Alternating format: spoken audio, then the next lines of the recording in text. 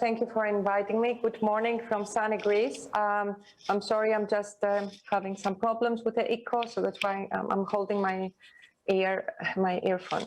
Okay, my presentation today is related to work-life balance and the gender dimension. I would like to walk you first a little bit about the impact of COVID, which I guess that it is not specific for our country. I guess listening to the previous speakers, these are areas that have already been discussed about how COVID influenced the life of our employees in the organizations. So probably you will hear the same things.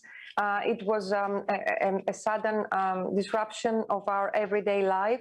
I dare to say that there were a lot of positive things, but also some negative ones.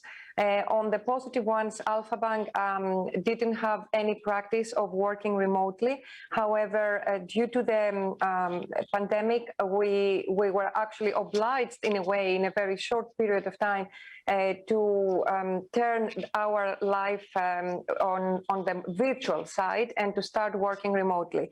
Currently, as we speak, we are working 70% from home and 30% from the office, something which was completely unique for a bank like Alpha Bank, since, of course, there were plans for digitalization, but not so fast and not to the extent that happened during the pandemic. So this was a boost for the remote working, for the virtual working, which made us everybody very pleased. Unfortunately, the conditions were not the ones that we wanted to. However, we take the good things out of it. Despite this, though, we had a disruption of a work-life balance, especially for the employees that they had kids. They were living with elderly people. So you will see in a while a research that we did, especially to see what was the impact on their psychological well-being. And of course, we experienced a kind of reduced employee engagement, especially at the beginning. Nowadays, I would say that people are already used to this new way of working, and things are becoming progressively better. In terms of the emotional well-being, we also realized that we had increased levels of stress and uncertainty, and also the personal relations of the employees. They have been impacted basically due to the self-isolation. Now, talking about women, which is the topic of our discussion today, we also saw that the women start changing a little bit their role, considering that they went back to the traditional gender role of primary caregiver. And the reason I'm saying that is that we received numerous calls from female colleagues that they experienced a lot of problems because, as I mentioned before, they were staying at home either with the kids, schools are closed, we are under a lockdown for many months right now, so they had to take care of the kids and also manage the expectations of the kids through the virtual learning, which was also something unusual for Greece, but also at the same time taking care of elderly people, especially the ones that they were living with them at the same house. And we had some conflicting responsibilities between home and work, multitasking, continuous interruptions. We had kids actually joining the meetings, which was pleasant for us, but sometimes created some kind of tension to the employees, especially when they had to present.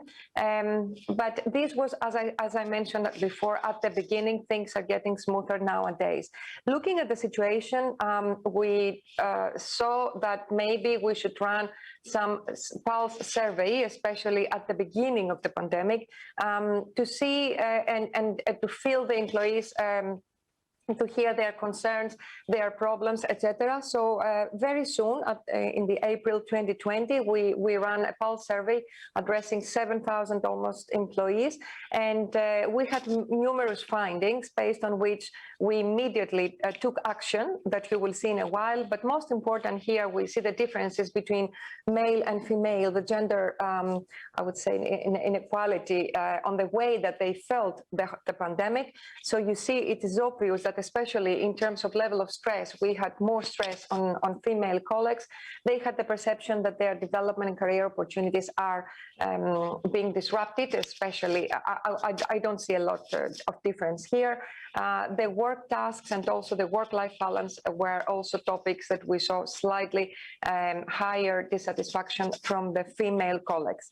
So looking at these results and thinking of what we should do immediately to address all of these problems and increase the engagement of our employees, we came up with an idea, which was a program, a big program, I would say. We named it Stay Connected, and we decided, actually, it is almost a year now that we came up with this program to focus on specific pillars that they were related with their work, with their life, and the culture. In terms of work, we started massive trainings on digital tools and remote working. I have to say that here in Alpha Bank, we have a multi-generational, I would say, workforce, but the average age is approximately 45, with a lot of employees that they are above 50, which made their life a little bit more difficult in order to familiarize themselves very fast on the digital tools and also on the remote working. So that's why we thought that reskilling is one of our main priorities, and we start, as I mentioned, numerous trainings on how they should use the digital tools, the remote working, and how to manage virtual teams, because approximately 2,000 employees have a managerial or supervisory responsibility, so they had to manage their teams remotely.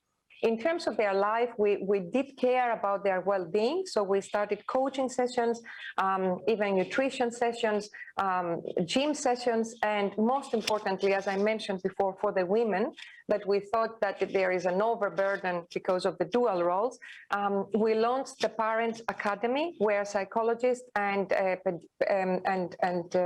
doctors, they were responsible to talk with the parents and help them to address the issues at home, especially the ones that they have kids and also teenagers, on how to deal with this awkward situation. And it was very well perceived, considering that approximately every time we launched a session, which is on a weekly basis, and sometimes on a daily basis, we had approximately 1,000 participants attending. Finally, last but not least, we did care about their fun time, so we paid attention on the cultural side, and we gave free tickets, considering that a lot of theatrical plays nowadays they run online, so they had the chance during outside of working hours to attend a lot of theatrical plays. Also, we changed our policies. We gave special leave for mothers of young children and caregivers, and of course the state also helped us in this direction. We also provided flexible work, and we covered all the nursery expenses related with the COVID. We increased the communication. Personally, myself and the other members of the executive committee, we visited the branches, because the branches remained open despite the fact that everybody was working from home. Especially the first days, this was not a possibility for the branches. So we offered medical advice, we had professional psychologists, and we continue having Q&A sections on the intranet if they had any issues, to resolve them immediately. And as I mentioned, we continue the pulse surveys in order to see what are the issues and to come up with action plans immediately. Now, moving on the diversity side, I would say that we decided that it is obvious that during periods of crisis, diversity becomes even, it is already an issue, but it becomes even more, considering the issues that I mentioned about female colleagues before. So we thought that we should embark a journey in the middle of the crisis on setting up a diversity and inclusion policy, which did not exist to the extent that we would like to before in the bank. So with a vision to promote an inclusive culture, we focused on 4 pillars that they were related on the gender balance, multiple generations. As I mentioned before, we have from baby boomers to millennials. So we have a lot of employees on different ages. Disability, we do have employees with special needs, disability needs, and we also thought that although we are a little bit behind as a country, to start focusing on the sexual orientation and to empower our LGBT colleagues. The reality is, because I don't want to sound very optimistic, that we have already started focusing on the gender balance, with the aim to, of course, follow an aggressive plan, an optimistic plan, I would say, for the rest of the pillars. So talking about the women, we have already started establishing the right policies and principles. The 55% of the population are women. 50% of the new hires, we make sure that they are women, and this was the case in 2020. Almost 60% of last year's promotions, they were also appointed to women. We have a groundbreaking maternity policy. We cover full play school expenses. Only last year, we spent 6.7 million for play school expenses, and also we have specially for mothers of young children, which we made it even more intense nowadays due to COVID. And then we decided that maybe we should start addressing the issue of diversity, start focusing on the root of the problem, which is that the new generation they are not so empowered as they should be in order to progress in their life stages in a way that we would like to see them differently, at least in the banking sector. So the idea was to start targeted programs to empower women, and also we have 5 or 6 programs to be launched as we speak. And here you can see some of them. We have already a program which we name Aware, Alpha Women, Authentic, Resilient, Empowered, addressing to middle-aged women, 100 women across all age groups, focusing on their strengths and providing them coaching sessions. We are planning to have a Silver Aware program, which is for women that they are at an early retirement status or are eligible for pension. And since we see that there is a lot of eagerness and energy to continue working even after Alpha Bank, we collaborate with NGOs for senior citizens. Now, of course, we go on the other side, which is the women at the beginning of their career.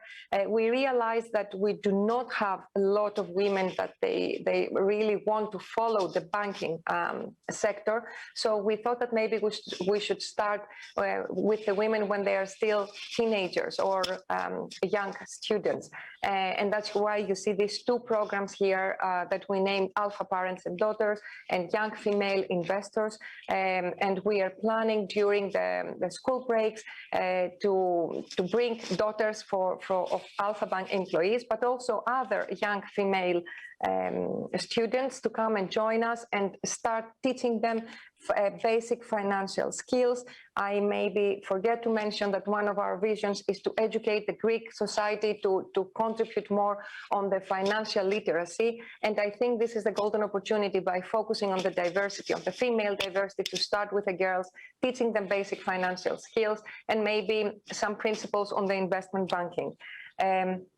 Now, 2 more programs, She for He and He for She. Probably you have heard the He for She. We thought that we should play a little bit with the She for He, aiming to use our female senior executives act as coaches for the newly onboarded employees.